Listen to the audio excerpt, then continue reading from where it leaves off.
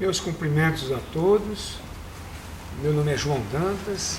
Eu sou membro da ABLAC, Academia Brasileira de Letras e Artes do Cangaço. Sou da Academia Brasileira de Literatura de Cordel, ocupo a cadeira do poeta Manuel de Almeida. E também sou membro do Instituto Histórico e Geográfico, bem como da Academia Campinense de Campina Grande de Letras. Lampião na Paraíba. Lampião na Paraíba, ele teve um período de sua vida, eu diria no começo, da sua destacada carreira de bandoleiro, nos limites de Paraíba com Pernambuco, ali na região de Princesa Isabel, Patos de Irerê, e depois na sua passagem para a invasão de Mossoró no ano de 1927, bem como a invasão do seu bando, sem a sua presença. Invasão essa liderada pelos seus irmãos Antônio Livino, ou Antônio Esperança, e Livino Ferreira, o Vassoura, que foi a invasão da cidade de Sousa no ano de 1924, uma passagem por Iraúna, uma refrega ali naquela região de Catolé do Rocha.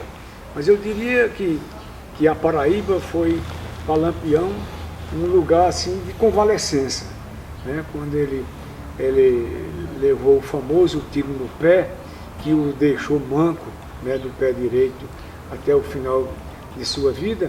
Ele foi atendido ali naquela região de Patos de Irerê, de Patos de Princesa, atendido pelo médico Dr. Diniz, com apoio de Marcolino Diniz, Mas o fato é que a Paraíba, ela não fez parte assim destacadamente do dito polígono do cangaço. Então Lampião, a invasão de Sousa foi muito destacada sem a sua presença, e foi um momento assim, eu diria, muito importante para a historiografia do cangaço, porque foi a cidade onde o bando de Lampião mais se demorou, cidade de Sousa. O bando chegou em Sousa às 6 da manhã e ficou até às 6 horas da tarde, às 18 horas. E esse evento teve uma participação destacada, porque aí foi onde começou, podemos dizer assim, a via crucis do cangaceiro Chico Pereira, Francisco Dantas Pereira, que veio a ser codinominado no bando de Lampião do cangaceiro José Vicente. Isso após a invasão do bando de Lampião à cidade de Sousa. Então eu diria que aí começou a via crucis de Chico Pereira, porque ele ficou estigmatizado. A invasão do bando de Lampião à cidade de Sousa repercutiu muito no estado da Paraíba, em todo o Nordeste e, quiçá, no Brasil inteiro.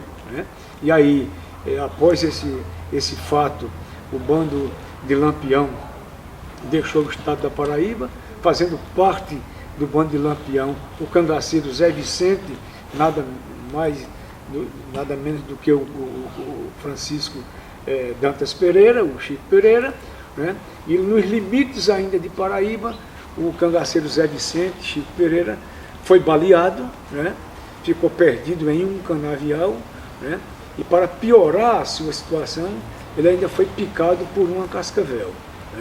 E a partir daí sofreu muito, perdeu toda a sua dentadura, foi socorrido por um agricultor, e passou a viver quase que, podemos assim, na clandestinidade, até quando ele veio a ser preso na cidade de Cajazeira, por uma volante, vamos dizer, comandada pelo coronel Arruda, foi levado para a cidade de Pombal, e aí em Pombal chegou uma carta precatória do Rio Grande do Norte, cobrando o traslado de Chico Pereira para o Rio Grande do Norte, para que lá ele pudesse responder sobre um pseudo crime que ele teria cometido no assalto à fazenda Rajada, lá do Rio Grande do Norte, ali nas proximidades de Acari.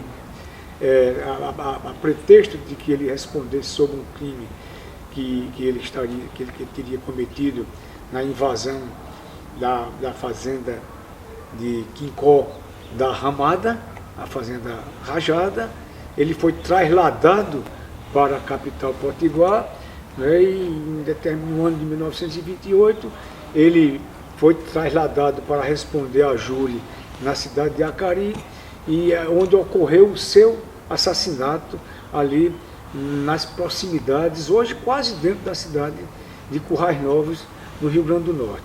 Houve uma simulação de uma virada da viatura que estava transportando, e lá ele foi morto a coronhadas de rifles e tal, e foi sepultado em uma cova rasa no cemitério de Currais Novos, né? Então aí a vida de Chico Pereira foi uma verdadeira saga, né? Mas eu citei Chico Pereira porque você não pode falar na estrada de Lampião, na passagem de Lampião pelo estado da Paraíba, sem que lembrasse da figura triste, né, de Chico Pereira, vítima de todo esse processo. Nós sabemos que Chico Pereira ele foi vítima de todo um processo de interesse econômico, de interesse político e também de vingança, porque o coronel João Pereira Dantas foi assassinado, né, por questões de interesse envolvendo o comércio de víveres para trabalhadores da construção do açude de São Gonçalo, né, com a morte de Chico Pereira, que deixou 3 filhos, né, 3 filhos que todos eles foram padres, né, inclusive muito destacado o jornalista e ex-padre Francisco Pereira da Nóbrega, que escreveu durante muitos anos para o jornal Correio da Paraíba. Mas há um fato muito interessante, que apenas em uma obra esse fato é citado, né? Que é na biografia do coronel Arruda, né? É que houve assim uma sutil possibilidade de Lampião, com seu bando, ter descido ou poder descer ou vir até Campina Grande, que na época era uma cidade, aos padrões da época, uma cidade de portinegro, como era Mossoró. E daí em Mossoró, Lampião se deu mal, né? Porque Mossoró tinha as mesmas características de Campina Grande. Campina Grande era uma cidade que à época já tinha sua estação ferroviária, Banco do Brasil. Campina Grande, o maior polo exportador de algodão, Mossoró também, mas também um grande produtor de sal. E o que acontece?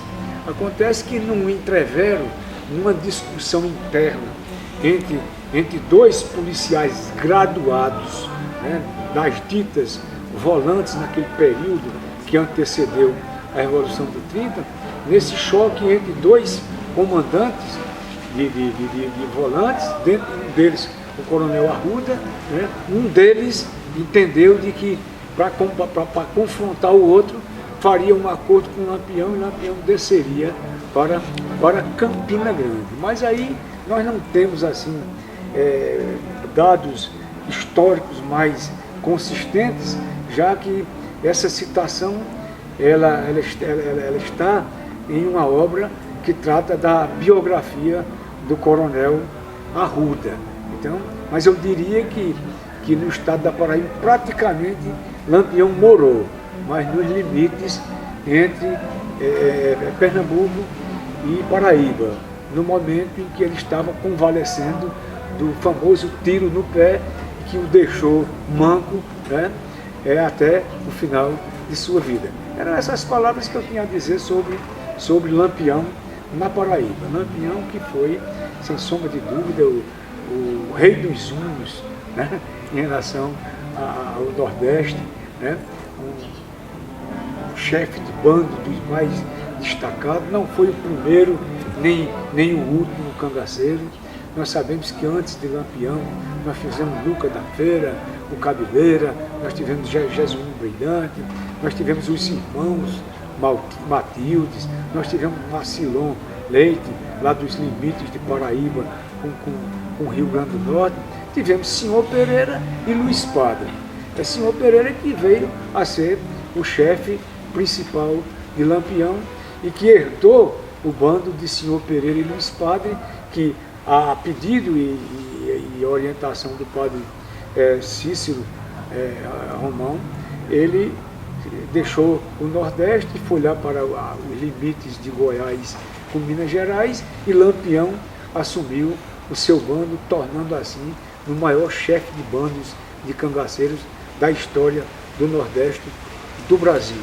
Lampião que virou história, Lampião que deixou um legado de violência, deixou um legado de sofrimento, de dor, de apreensões, de invasões, de saques, mas que virou história. Você não pode falar na história da humanidade sem falar em Adolfo Hitler, né? sem falar em Átila, o rei dos hunos, né? Sem falar em Nero, que tocou fogo em Roma. Né? Então, Lampião e o cangaço e o ciclo lampiônico é história, né? e rica, porque o Brasil, né, através do Nordeste, concentrou essas expressões cangaceiras no modo de vestir, no modo de dançar, através do chachado, do chapéu de couro, né, da dança, do canto, da poesia popular, né, dos violeiros, dos repentistas, dos cordelistas. Então o chapéu de couro hoje é um símbolo, né, do Nordeste, porque Lampião deixou de ser o chefe do Trabuco, o rei dos cangaceiros, e virou história. É história hoje para o mundo.